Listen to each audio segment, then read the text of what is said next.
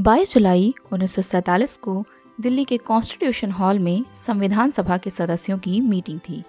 इसमें पंडित जवाहरलाल नेहरू ने आज़ाद भारत के लिए एक झंडे को अपनाने का प्रस्ताव रखा।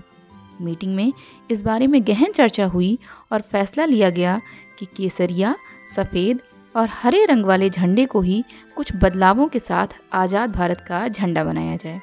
इस तरह आज ही के दिन यानी 22 जुलाई 1947 में संविधान सभा ने राष्ट्रध्वज को मंजूरी दी।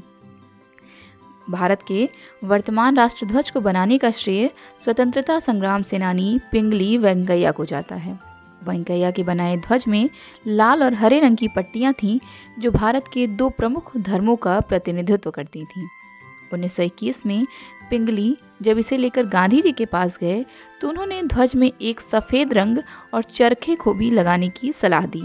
सफ़ेद रंग भारत के बाकी धर्मों और चरखा स्वदेशी आंदोलन और आत्मनिर्भर होने का प्रतिनिधित्व करता था।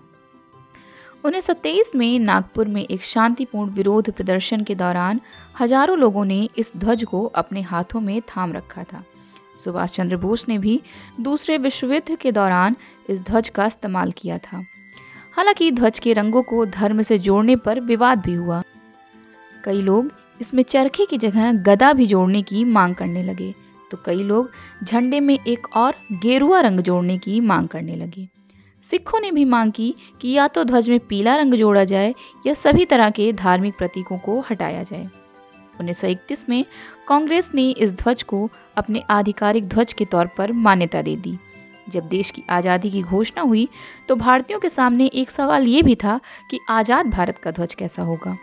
इसी सवाल का जवाब तलाशने के लिए आज ही के दिन 1947 में संविधान सभा की एक बैठक हुई, जिसमें फैसला लिया गया कि ध्वज के बीच में जो चरखा है उसकी जगह अशोक चक्र लगाया जाए।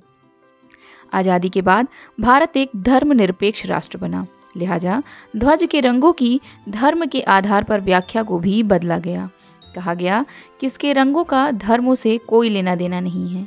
सबसे ऊपर केसरिया रंग शक्ति और साहस, बीच में सफ़ेद रंग यानी सत्य और शांति, और आखिर में हरा रंग मिट्टी और पर्यावरण से हमारे संबंधों का प्रतीक है। ध्वज के बीच में अशोक चक्र धर्म के नियम का पहिया है और साथ ही ये गति का प्रतीक भी है। ये दर्शाता है कि गति ही जीवन है और ठहराव मृत्यु है। उसके बाद से अब तक भारत के ध्वज में कोई बदलाव नहीं हुआ।